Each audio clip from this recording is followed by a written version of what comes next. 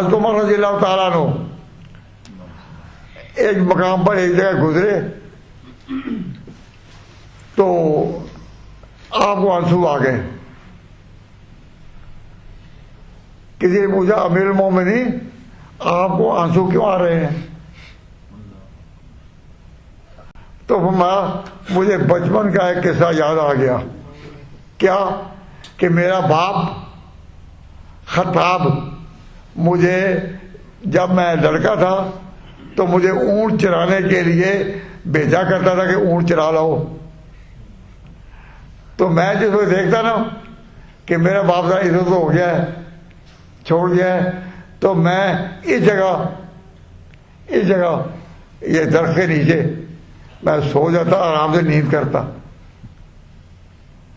اور مجھے یاد آیا وہ وقت کہ میرا باپ پیچھے آیا تھا اور مجھے سوئے ہوئے آ کر پیٹنے لگا کہ تجھے اونٹ چلانے نہیں آتے اور تو اونٹ تو سو رہا گیا.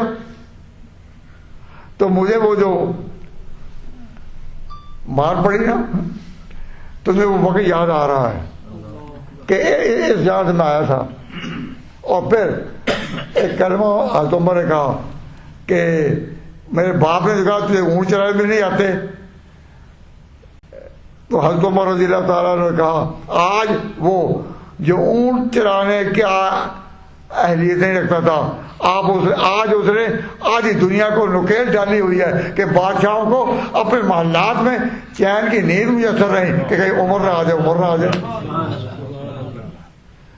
جو اونٹ چلانا نہیں سکتا تھا دنیا کو چلا رہا ہے, دنیا کے بادشاہوں کو چلا رہا ہے, دنیا کو نکیل ڈال رکھی ہے.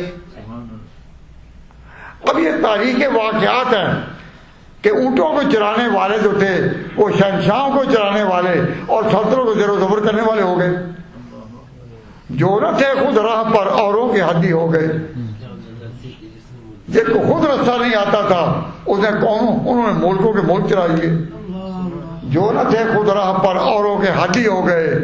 کیا نظر تھی جسے مردوں کو مسیحا کر دیا.